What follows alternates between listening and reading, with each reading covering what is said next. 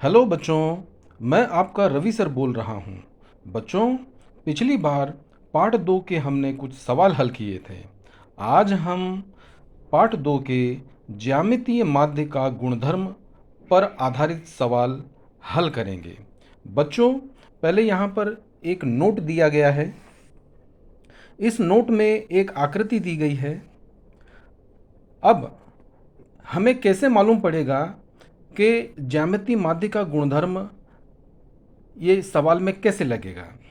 तो दत्त दत्त अर्थात यह प्रश्न में हमें जानकारी दी जाएगी। आपको एक त्रिभुज दिया होगा। वो त्रिभुज का नाम कुछ भी हो सकता है। उस त्रिभुज में एक कोण 90 अंश का होगा।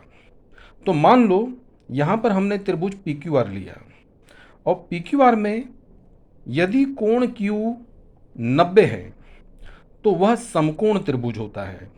तो बच्चों, यहाँ पर एक हमने समकोण त्रिभुज की आकृति बनाई है। अब दूसरी जानकारी दी है, जो 90 दिया गया है उसी 90 कोण में से एक हमें शीर्ष लंब खींचना है।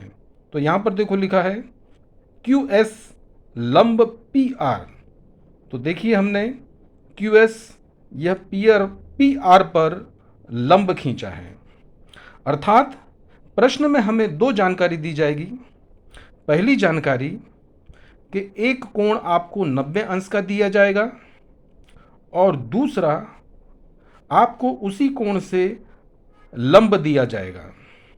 तो जब ये दोनों आपको जानकारी दी जाएगी तब उस प्रश्न में हमें ज्यामितीय माध्य का गुणधर्म स्थापित करना होगा।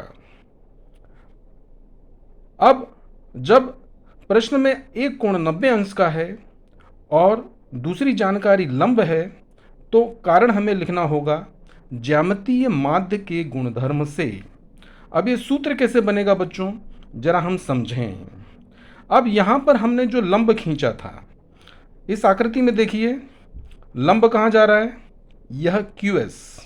तो इस लंब का वर्ग होता है। तो यहाँ पर हमने सूत्र लिखा क्यू एस का वर्ग बराबर। अब ये लंब किस पर है, पी आर पर। लेकिन हम ध्यान से देखें, यह पी आर कितने भागों में बट रहा है, दो भागों पर। वे दो भाग कौन से हैं, पी एस और एस आर। तो हमने यहीं पर लिखा है ये लंब का वर्ग अर्थात क्यू एस का वर्ग बराबर, ये लंब किस पर खड़ा है, पी एस गुणे एस आर। तो इस प्रकार से हम सूत्र बनाएंगे। अब बच्चों, इस गुणधर्म के आधार पर हम सवाल हल करेंगे। तो 2.1 पर आधारित हम सवाल हल करने जा रहे हैं। यह रहा 2.1 का दूसरा सवाल। बच्चों, यहां पर हमको आकृति दी गई है। प्रश्न में लिखा है आकृति में कोण एम एन पी बराबर 90 अंश, अर्थात कोण एन 90 अंश का है। जरा हम देखें कि आकृति में कोण एन जो बीच में होता है वो कोण होता है, क्या ये 90 है? बिल्कुल 90 है। यानी पहली जानकारी, त्रिभुज में एक कोण 90 अंश का दिया है। अब दूसरी जानकारी एन क्यू लंब एम पी। तो आकृति में देखें क्या एन क्यू लंब एम पी दिया है या नहीं। हम आकृति में देख रहे हैं ये एन क्यू लंब एम पी। तो इस प्रश्न पर जरा ध्यान दीजिए, हमें दो मुद्दे दिए हैं। पहला पॉइंट है 90 और दूसरा है लंब। तो जब भी हमें प्रश्न में 90 के साथ यदि लंब दिया है तो कारण होगा ज्यामितीय माध्य के गुणधर्म से। अब इसे हल कैसे करेंगे, यहाँ पर हमने हल लिखा, त्रिभुज का नाम है एम एन पी। तो हमने एम एन पी में लिखा। अब इसमें कौन सा 90 दिया है, क्योंकि ये हमें प्रश्न से ही मिल जाएगा।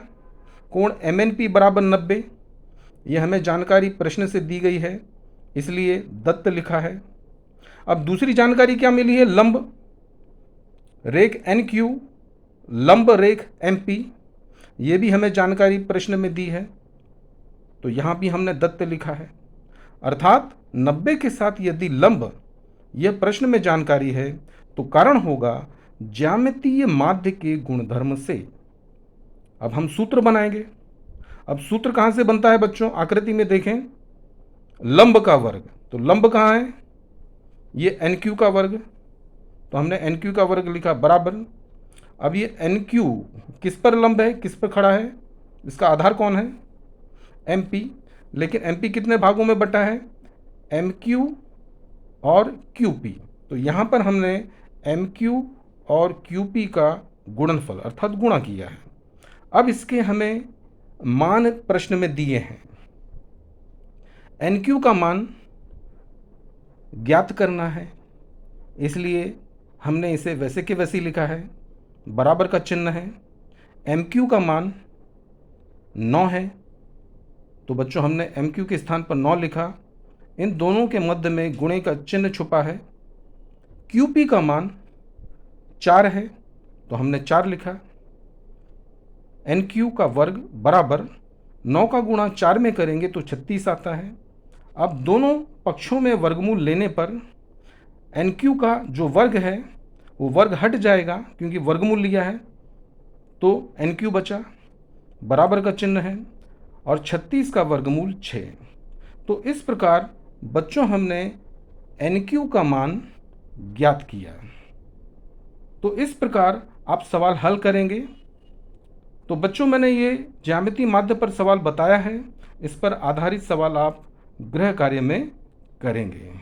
अपना ख्याल रखिए और इसे अपने कॉपी में लिखिए और अपने ऑनलाइन के ग्रुप में भेजिए, ताकि सभी बच्चे पढ़ें और मुझे भी आपकी जानकारी हो आप बराबर लिख रहे हैं या नहीं। All the best. Thank you.